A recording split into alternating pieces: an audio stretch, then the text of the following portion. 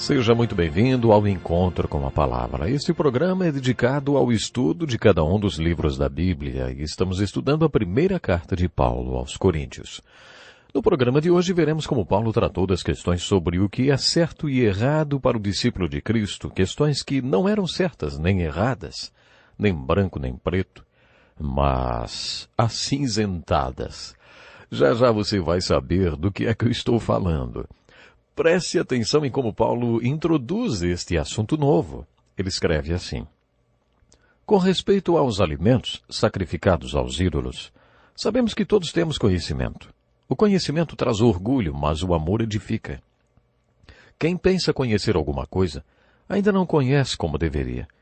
Mas quem ama Deus é conhecido por Deus. Portanto, em relação ao alimento sacrificado aos ídolos, sabemos que o ídolo não significa nada para o mundo, e que só existe Deus. Pois mesmo que haja os chamados deuses, quer no céu, quer na terra, como de fato há muitos deuses e muitos senhores, para nós, porém, há um único Deus, o Pai, de quem vêm todas as coisas e para quem vivemos. E um só Senhor, Jesus Cristo, por meio de quem vieram todas as coisas e por meio de quem vivemos. Contudo, nem todos têm esse conhecimento.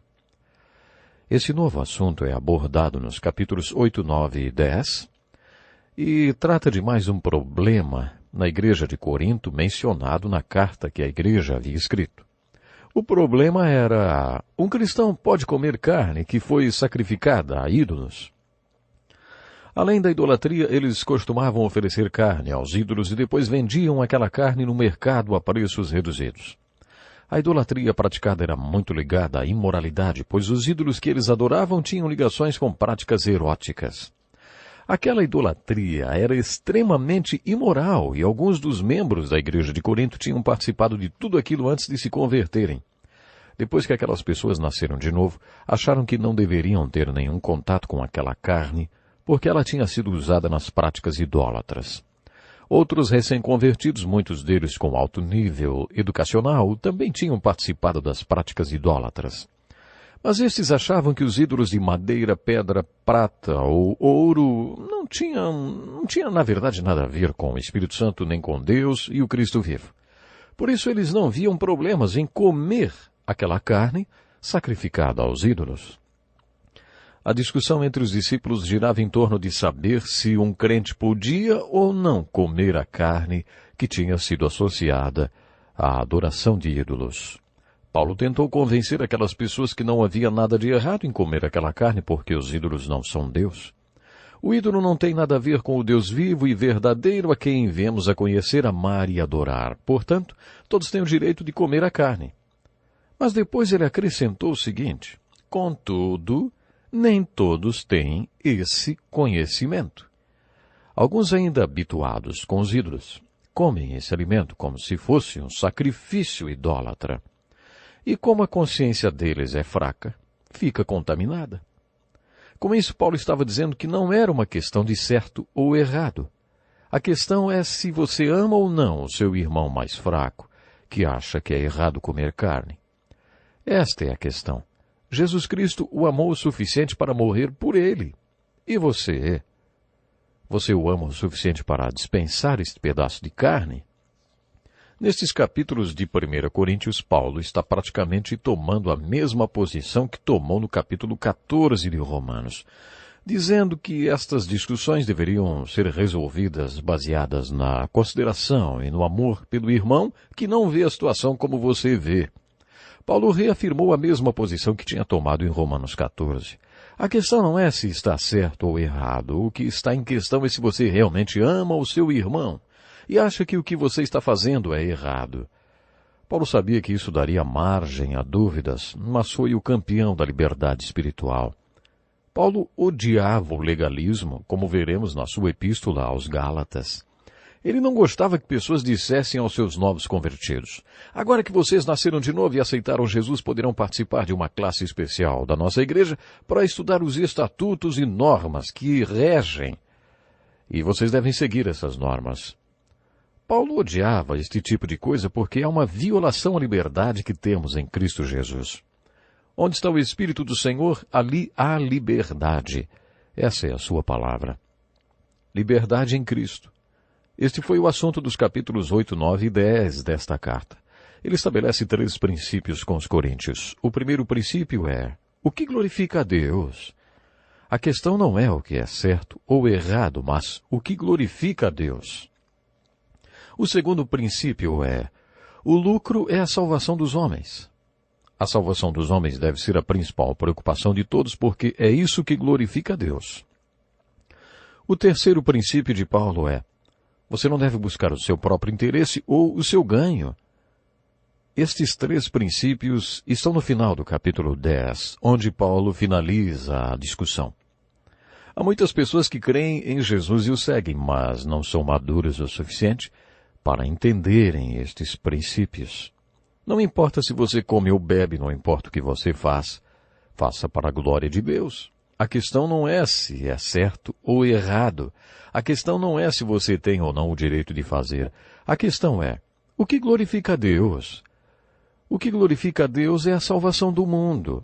Por isso, o próximo princípio que devemos considerar é a salvação daqueles que estão nos assistindo e observando como vivemos.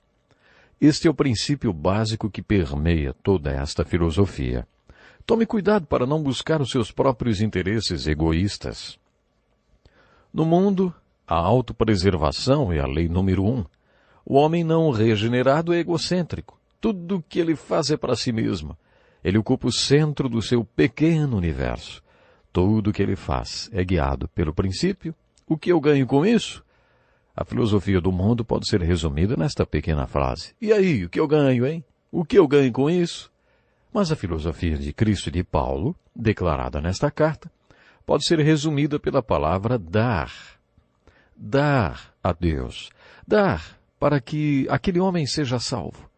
A prioridade de um discípulo de Jesus Cristo não deve ser o seu próprio interesse.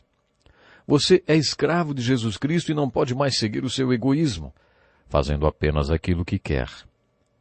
No capítulo 9 encontramos um versículo que reflete a filosofia do ministério de Paulo. Nos 4 primeiros capítulos desta carta, Paulo compartilhou algumas verdades sobre a fonte carismática do seu ministério, principalmente nos capítulos 1 e 2. Mas no capítulo 9, quando trata deste problema, Paulo apresenta mais uma joia que nos ajuda a entender a filosofia do seu ministério. Ele escreve assim: porque embora seja livre de todos, fiz-me escravo de todos para ganhar o maior número possível de pessoas. Tornei-me judeu para os judeus a fim de ganhar os judeus. Para os que estão debaixo da lei, tornei-me como sem lei, embora não esteja livre da lei de Deus, e sim sob a lei de Cristo, a fim de ganhar os que não têm a lei. Para com os fracos, tornei-me fraco, para ganhar os fracos. Tornei-me tudo para com todos, para de alguma forma salvar alguns. Faço tudo isso por causa do Evangelho, para ser coparticipante dele. Você se lembra o que Paulo declarou no primeiro capítulo de Romanos? Sou devedor tanto a gregos como a bárbaros, tanto a sábios como a ignorantes. Devedor do quê, hein? Do Evangelho. Em segundo lugar, ele diz: estou disposto a pregar o Evangelho também a vocês que estão em Roma. Depois ele disse: não me envergonho do Evangelho. Com essas 3 declarações, Paulo mostrou qual era a filosofia do seu ministério. Na primeira carta aos Coríntios, ele fez isso uma outra vez. Paulo se declara livre de nascimento. E naquele tempo, nem todo mundo nascia livre. Quando Paulo escreveu esta carta, uma grande porcentagem de pessoas era escrava. Elas tinham nascido escravas e sempre seriam escravas. Mas Paulo declara: embora seja livre de todos, fiz-me escravo de todos para ganhar o maior número possível de pessoas. E olhem, ele afirmou isso várias vezes. Paulo era obcecado pela liberdade que tinha no espírito. Apesar de não ser legalista, ele disse: para os que estão debaixo da lei, tornei-me como se estivesse sujeito à lei, a fim de ganhar os que estão debaixo da lei. Se as pessoas fossem legalistas, mesmo contrariado com a forma de pensar delas, ele se tornaria escravo do legalismo para ganhá-las para Cristo. Paulo também diz que, para os que viviam sem a lei, o bárbaro, o amoral, o imoral, o nome que tiver, aquele que joga para o alto qualquer livro e rejeita qualquer lei, até onde foi possível, ele se tornou como sem lei. E ele escreve: para os que estão sem lei, tornei-me como sem lei, a fim de ganhar os que não têm a lei. Nesse trecho, Paulo acrescenta um parêntese, embora não esteja livre da lei de Deus, e sim sob a lei de Cristo. Isso significa que ele faria qualquer coisa para salvar um homem, mas trazendo para nossos dias, ele não iria, por exemplo, num bar de striptease, nem entraria num prostíbulo, porque ele continuava sujeito à lei de Cristo. Paulo quis dizer que existe um limite para caminhar sem lei. Mas o princípio era fazer o máximo de concessões para alcançar o homem perdido. Neste mesmo contexto, Paulo disse, para com os fracos tornei-me fraco, para ganhar os fracos. Paulo usou o termo fraco referindo-se a pessoas que não têm a mesma capacidade mental que outras. Deus pode ter abençoado você com uma mente rápida. Pode ser que você desembarace questões difíceis com rapidez e clareza, mas nem todo mundo é assim. Paulo estava elogiando a intelectualidade e a inteligência dos coríntios, mas ele não se esqueceu dos que não são assim. E sobre os fracos ele estava disposto a se tornar fraco para ganhá-los para Cristo. Paulo conclui dizendo, faço tudo isso por causa do Evangelho, para ser coparticipante dele. Isso quer dizer que se você for para Nova Guiné para falar de Jesus para aquele povo, deve tomar cuidado para não ofendê-los por desconhecer a cultura deles. Em algumas partes do mundo, pessoas se sentem ofendidas por causa da cruz de Cristo. Ser cristão é uma ofensa para eles e por isso alguns cristãos vão para a prisão e sofrem por causa de Cristo. O que vemos no capítulo 14 da primeira carta aos Coríntios não é a ofensa por causa da cruz de Cristo, mas uma ofensa ao irmão mais fraco. Observando os conselhos e princípios que Paulo passou para situações como esta, podemos até questionar, será que vou deixar que minha vida seja controlada por um irmão mais fraco?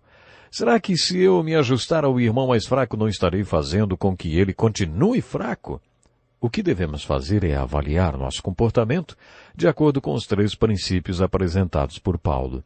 O primeiro deles é a glória de Deus. Agradar a Deus é fazer o que Deus quer. Se você realmente quer agradar a Deus e amar o seu irmão mais fraco para ganhá-lo para Cristo, Deus mostrará a você o que fazer. Deus vai mostrar se você deve ou não se ajustar ao irmão mais fraco, legalista ou religioso, vamos dizer assim. Sua parte é procurar agradar e glorificar a Deus. A filosofia do ministério de Paulo, compartilhada nos capítulos 8, 9 e 10 de 1 Coríntios, é conduzida por essas 4 letras. Amor. A-M-O-R. Amor. Seu ministério se resume a esta palavra. Todos os capítulos desta carta culminam no capítulo 13, em que Paulo fala sobre o verdadeiro amor ágape. Apesar de Paulo ter dado soluções práticas e específicas para os problemas que os cristãos em Corinto estavam enfrentando, a base para a solução de todos aqueles problemas se resume no amor. No capítulo 11, Paulo trata de 2 assuntos. O primeiro deles é o papel da mulher na igreja. Na sua carta aos Efésios, Paulo fala um pouco mais sobre isto. Algumas pessoas acham que Paulo colocou a mulher num nível inferior ao do homem. Algumas mulheres até dizem que não gostam de Paulo. Conheci mulheres que sequer queriam estudar as epístolas de Paulo. Estas pessoas têm uma interpretação equivocada do ensino de Paulo. Eu já vi comunidades em que as mulheres são tratadas como objetos e não como seres humanos iguais ao homem. Nas comunidades em que a sociedade ainda não foi alcançada pelo Evangelho de Cristo, a situação da mulher é deplorável. Quando os tradutores da Bíblia do Instituto Wycliffe entravam numa comunidade para aprender a língua e traduzir a Bíblia para a sua língua, ela acabava sendo revolucionada com os ensinos das Escrituras. Um dos primeiros resultados desta revolução cultural era a mudança drástica e radical do papel da mulher. Sabe, a Bíblia coloca homem e mulher no mesmo pé de igualdade, e os ensinos de Paulo não fogem à regra. Na verdade, eles elevaram o papel da mulher, equiparando-a ao homem. A igualdade entre homem e mulher, ensinada por Paulo, não está no plano do papel, nem das funções de cada um. Ele ressalta a diferença que há entre os dois. Isso está claro no seu discurso. Além da diferença biológica, que é básica, há muitas outras coisas envolvidas. Para que o relacionamento entre um homem e uma mulher seja saudável, Os dois precisam entender a diferença que existe entre eles. O homem não pensa como a mulher, não sente como a mulher e não age como a mulher, porque ele é diferente dela. Você pode achar isso óbvio.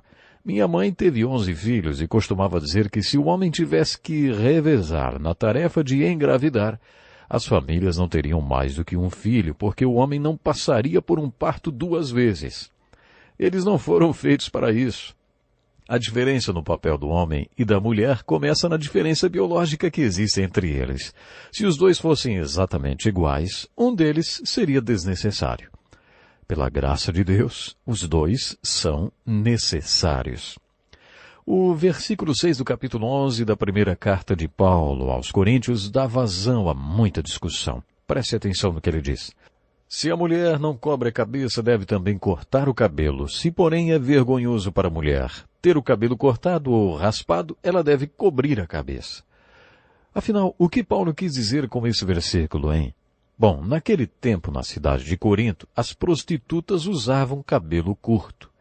Era uma maneira de anunciar qual era o ramo de negócio delas.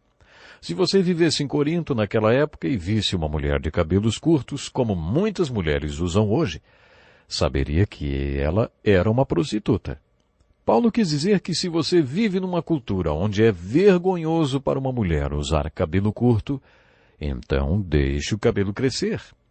Se na sua cultura o comprimento do seu cabelo não tem nenhum significado, este ensino de Paulo não tem nenhuma aplicação para você. Alguns dos ensinamentos de Paulo estão relacionados à cultura daquela época, o que não quer dizer que deva ou possa ser ignorado ou excluído por nós. Com toda certeza, ele traz implícito o ensino de um princípio. Paulo falou sobre a mulher estar coberta e descoberta. Na cultura dos povos mediterrâneos, as mulheres usavam véus. Aliás, esse costume ainda existe em algumas culturas. Quando Paulo falou sobre estar coberta ou descoberta, ele não estava falando sobre usar ou não usar chapéus durante o culto da igreja. Não é isso. Esse tipo de texto deve ser interpretado conforme a cultura daquela época. Outros ensinos estão além das diferenças culturais. É o que acontece no capítulo 5 da carta aos Efésios, em que Paulo apresenta Cristo e a igreja como modelo para o casamento. O segundo assunto tratado no capítulo 11 da primeira carta aos Coríntios é a maneira como a Santa Ceia estava sendo ministrada ali. Esta passagem traz mais uma joia para nós, mais um ensino precioso do apóstolo Paulo. Hoje temos acesso a todas estas joias e todas as instruções e corretivos desta carta por causa dos problemas que os coríntios tiveram e que foram tratados por Paulo. Quantas vezes vocês já ouviram o pastor ler este texto na hora da Santa Ceia? Pois recebi do Senhor o que também lhes entreguei, que o Senhor Jesus, na noite em que foi traído, tomou o pão, tendo dado graças, partiu-o e disse, isto é o meu corpo que é dado em favor de vocês. Façam isto em memória de mim. Porque sempre que comerem deste pão e beberem deste cálice, vocês anunciam a morte do Senhor até que ele venha. Foi com este texto que Paulo tratou a questão da Santa Ceia. Aparentemente o problema era o seguinte, toda noite eles faziam uma festa em que reuniam todos para ceiar, e cada um levava a sua comida. Aqueles que eram ricos levavam comida boa e em abundância, mas não colocavam na mesa para que todos comessem. Os ricos ainda levavam vinho e bebiam muito, enquanto outros irmãos não tinham nada para comer. É difícil para nós imaginarmos que isso acontecia dentro da igreja, mas era o que estava acontecendo em Corinto. Além disso, os coríntios bebiam muito e acabavam ficando bêbados. Algumas pessoas insistem em dizer que o vinho usado para a Santa Ceia no Novo Testamento não era fermentado. Quando ouço isso, eu sempre respondo, haja suco de uva para ficar bêbado, hein? Os coríntios ainda acabavam bêbados na ceia do Senhor. Será que era suco de uva? Paulo estava tratando do problema do egoísmo, da insensibilidade entre os irmãos e do significado da Santa Ceia. Neste processo, Paulo nos deixou ensinamentos profundos. Por exemplo, ele afirma que o sacramento da Santa Ceia tem 2 dimensões. É evidente que existe a dimensão vertical da comunhão com Cristo. Afinal, esta é sua essência. Mas Paulo fala também de outra dimensão, a dimensão horizontal. Por isso ele diz, quando vocês se reúnem não é para comer a ceia do Senhor, porque cada um come sua própria ceia sem esperar pelos outros. Não fazia diferença quem estava reunido com eles. Paulo quis enfatizar que não tomamos a ceia apenas com o Senhor Jesus, mas participamos da ceia com o irmão e com a irmã em Cristo. De acordo com o apóstolo Paulo, estas são as duas dimensões da Santa Ceia. Quando Paulo falou desta dimensão vertical, transmitiu um ensinamento que geralmente é mal compreendido. Ele escreveu, portanto, todo aquele que comer o pão ou beber o cálice do Senhor indignamente, ou de maneira inapropriada, será culpado de pecar contra o corpo e o sangue do Senhor. Examine-se, cada um a si mesmo, e então coma do pão e beba do cálice. Pois quem come e bebe sem discernir o corpo do Senhor, ou de maneira inapropriada, come e bebe para sua própria condenação.